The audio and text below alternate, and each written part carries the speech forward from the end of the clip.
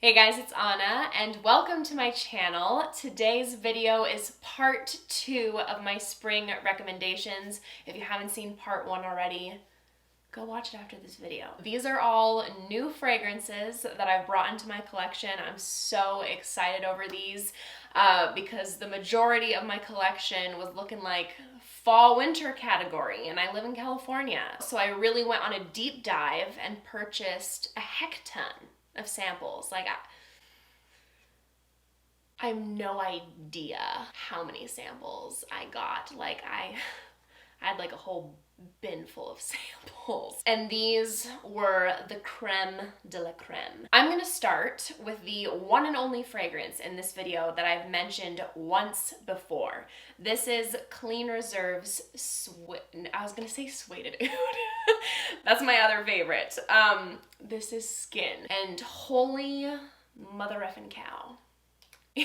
What is that? What is wrong with me? So weird. This is incredible. If you have not smelled Clean Reserve Skin before, what are you doing? Ma'am, what are you doing? Go to Sephora and smell this baby. I am so impressed with Clean Reserve and how they deliver unique, clean smelling fragrances, because the majority of clean smelling fragrances are so boring. When I first started creating fragrance content on my channel, I had multiple people asking me for clean fragrance recommendations, like just soft, subdued, everyday, you know the vibe. And I would read these comments and I was like, I feel like I'm never gonna be able to deliver to these people, because it is so hard to come by beautiful, stunning, unique, still wow factor, clean smelling perfumes. And I have discovered since then a handful, and I really freaking enjoy that scent category when it's done right. So one day I will absolutely be able to film that video on my recommendations. Clean Reserve Skin is one of the best, most effortlessly stunning, understated perfumes you could possibly wear. Unfortunately, Clean Reserve just has terrible performance. So when you wear this, moisturize baby, overspray like crazy, top up throughout the day, and that does drive me mad. I'm not gonna lie, but the fragrance is so amazing that I know I'm gonna keep repurchasing it. Like, I have to. If you wear this, people are gonna think you are just naturally the best smelling person. Like, was your skin kissed by angels? Like, what is it about you that your natural skin scent just is a 10 out of 10? Like, why was I not born with that? People will be asking you, what do you eat? What is infused in your blood? This has praline as a note, and it's absolutely freaking mouth-watering.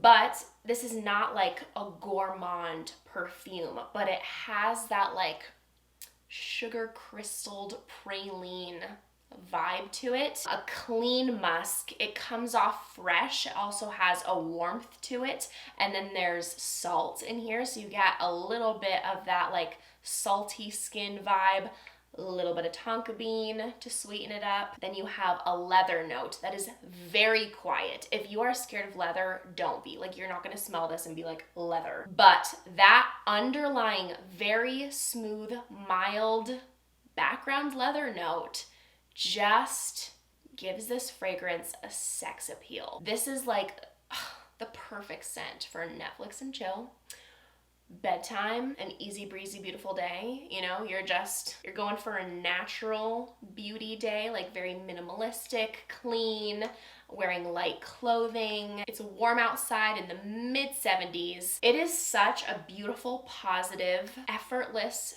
feminine vibe. And I absolutely cannot get enough of it. Every single time I go up to my collection, I smell this perfume. Like, my eyes roll back into my head. Next up is Histoires de Parfums. Holy crap, I hope I'm saying that okay. This is not a blue bottle, 1.2. And I don't think I ever would have tried this fragrance if it wasn't for Kate from Kate's Beauty Salon. I freaking love her. I love her fragrance videos. She has a lot of unique recommendations. She's amazing at describing perfume, and everything she talks about, I'm like, I need that. She's very good at marketing. She included this fragrance in her top 10 for life video, and I was like, okay girl, I see you. I will be ordering a sample. I'm gonna try that out. And when I smelled this, I was like, oh, wow, this is so underrated. Why are people not talking about this? I bought this 15 milliliter bottle off of Twisted Lily, and they have a lot of different bottle sizes as well. They have 2 larger bottles than this available. This is so gorgeous, extremely feminine. Kate was saying that this gave her girl next door vibes, but like, she is the hottest girl. And I'm thinking, Kate, that is you. You are the hottest girl. Your neighbors are thinking that when they smell this on you. This is fresh floral and has an addictive light sweetness from the vanilla. I assure you, this is nothing like you've ever smelled. Even though it has vanilla and florals, no, she is different. I can't stop smelling myself when I wear this. The ylang ylang and the vanilla make this fragrance shine. It smells like a ray of sunshine. Ylang ylang really has that effect on me. It's just like one of my favorite floral notes, and it smells so happy. You also get the lilac, lily of the valley, and a clean musk. Now, I am not the biggest fan of lily of the valley, and I can definitely pick it up in this fragrance, but I more so get that when I put my nose directly up to my skin as opposed to what I am experiencing in my scent bubble, my sillage. I find that that note tends to come off pretty mature, but this is not a mature, you know what I mean, smelling fragrance. Honestly, any woman, any age would absolutely rock this. It's beautiful. It's so freaking pretty. I cannot believe I don't hear more about this. Honestly, Kate is the one and only person I've heard talk about this fragrance. It's so elegant and pretty. I think the bottle is pretty fun too. It's modern and edgy with an abstract twist. Also, this has great performance. Yeah, when I was testing this out with my little decant, I could smell this all day long. And it, oh, that ylang ylang and vanilla just keeps pulling me in. Like, you just get little whiffs of it. Beautiful. This next one is for you bougie gals out there. If you want to smell rich and bougie this spring, get Roja Parfums 51. And this is obviously in the Parfum concentration. Would you take a look at this bottle? Oh my word. I'm looking at it in my viewfinder and I'm like, color. By the way, I did not realize this, but this cap is a weapon. The edges here are hella sharp, so be careful. Like, you can hurt yourself. I want to give a huge shout out to my friend Chris at the Perfume Nest for sending over a decant of her perfume, because I just absolutely fell in love with the 51 perfume, but I tried the essence version and it just did not have the lasting power that I require from a fragrance that is so highly priced. But I just needed this scent in my life, and I've heard so many mixed reviews and opinions on whether this fragrance, the Parfum version, is worth it because of its performance as well. So because of those mixed reviews, I was hesitant to pull the trigger on this one, but because Chris kindly sent me a decant, I was able to determine that yes, indeed, I need a bottle of this, and the performance is good enough for me in this concentration. So yes, it is a softer fragrance, but I'm not mad at it.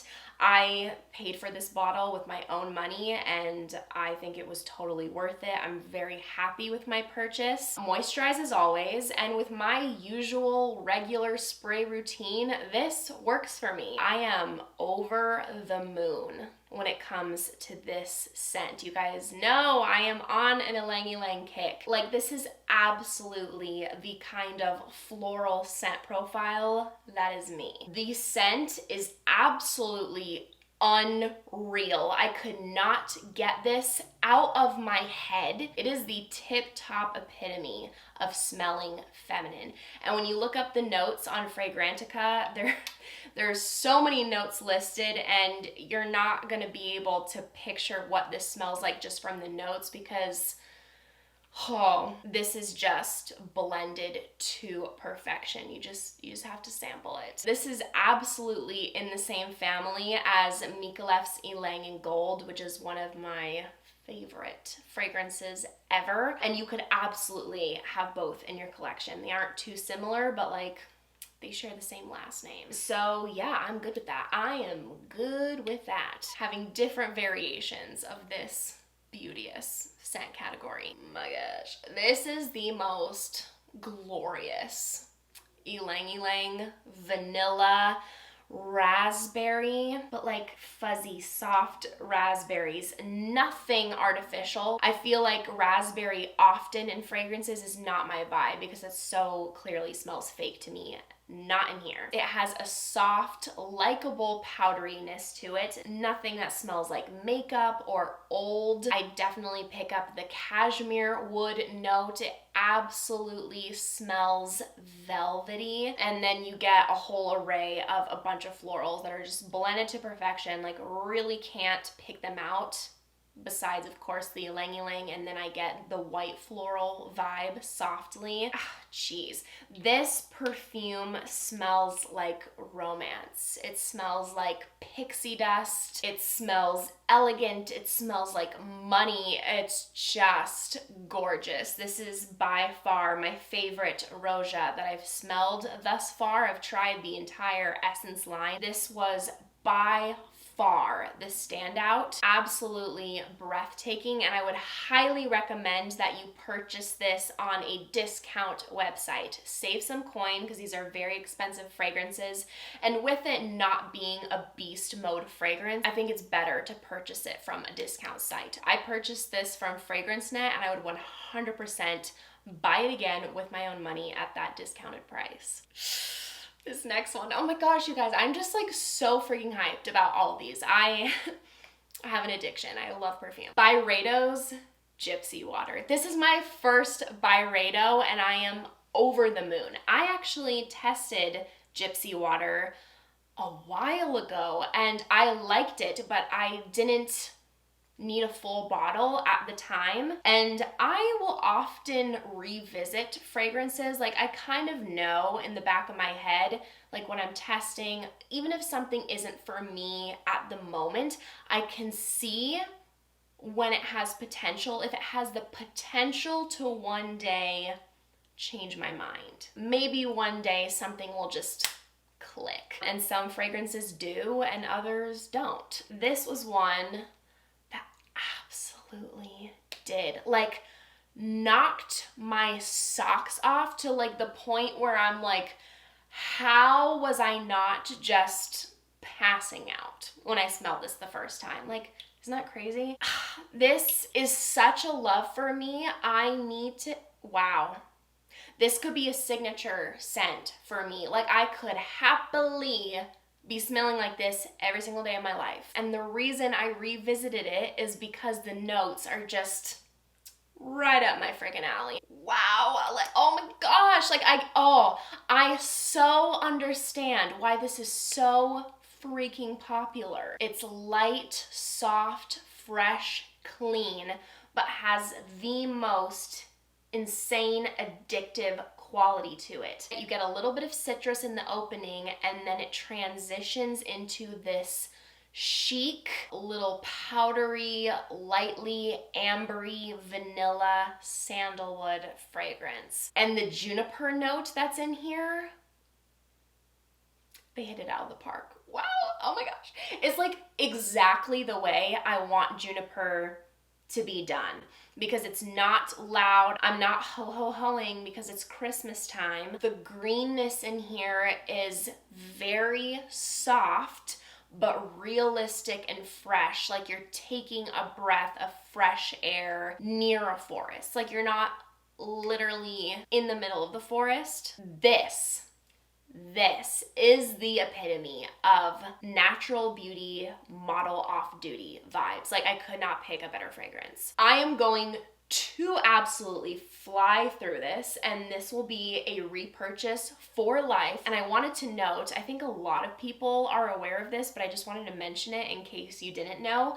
But it's known that Tocca's Colette is a dupe for Byredo's Gypsy water. So when I go through this, I'm going to buy a bottle of Colette, and then we'll go from there and see what I purchase after I go through Colette. And it's been years since I've smelled Colette. I actually gifted that fragrance to my sister years ago. So I can't personally speak on the whole comparison of it all, so I'll have to try it out. But either way, I need this scent in my life forever. Thank you so much. Also, I hear people bash Byredo and their longevity, and like, I get it. They are not a beast mode fragrance house, but I am okay with the performance on Gypsy water. It's moderate, and I actually got compliments when I wore it. I was at work, and I was simply using my little decant of Gypsy water that I had before this, obviously, and a customer told me, like, wow, whatever you are wearing today smells incredible. And I was like, he can smell Gypsy water, so the sillage is good. I feel like maybe it's a bit deceiving because the energy that it gives off is soft, understated, but she's there. People can smell her. Next up is Parle-moi de Parfum Chypre Mojo 45. I finally found a mango fragrance that I love. I finally found a fragrance that does mango the way I wanted mango to be done. And this is not a straight up mango, which I love. You know, it's not run-of-the-mill straight up mango. There's more to it. She has character. This is mango, patchouli, and carnation. And to be 100% honest with you, I have no idea what carnation smells like. But I do detect a soft, light floral undertone, but the patchouli and the mango take center stage. And this patchouli is not dirty, it is not too loud, but it gives the fragrance some oomph. Gives it a little sass, character, confidence. This is tropical with a twist. Tropical with an edge. This is the cool girl's perfume for warmer weather. The patchouli grounds it, gives it some earthiness, but again, not in a dirty way. Like a woody facet, and I'm all for it. And the mango in here is perfectly ripe. Perfectly ripe. I feel like every other mango I've smelled is unripe, sour, or overripe and like has a little bit of an animalic vibe, like it's close to rotting. No, I don't want that. This is perfectly freaking ripe and juicy, and I love it. And this fragrance has great performance. I didn't even realize that because it's very wearable. Like, I at no point felt like I was being overwhelmed by this scent, like the patchouli is too strong, like it's too heavy, it's too much. Like, this is the kind of fragrance where I would get whiffs of it instead of just like a continuous, all the time, constant smell. But I wore this to work, and one of my coworkers told me that my fragrance was pretty strong. And I was like, oh, sorry dude. Oh, okay. Noted. And the cap is magnetic. Always a plus. And so is this one, by the way. Oh, shit. No. Okay, it's fine. I think everyone already knows that this is a magnetic cap, though. Why did I feel the need to display that? It just does something to me, you know? Like, when I could sit there all day and just like...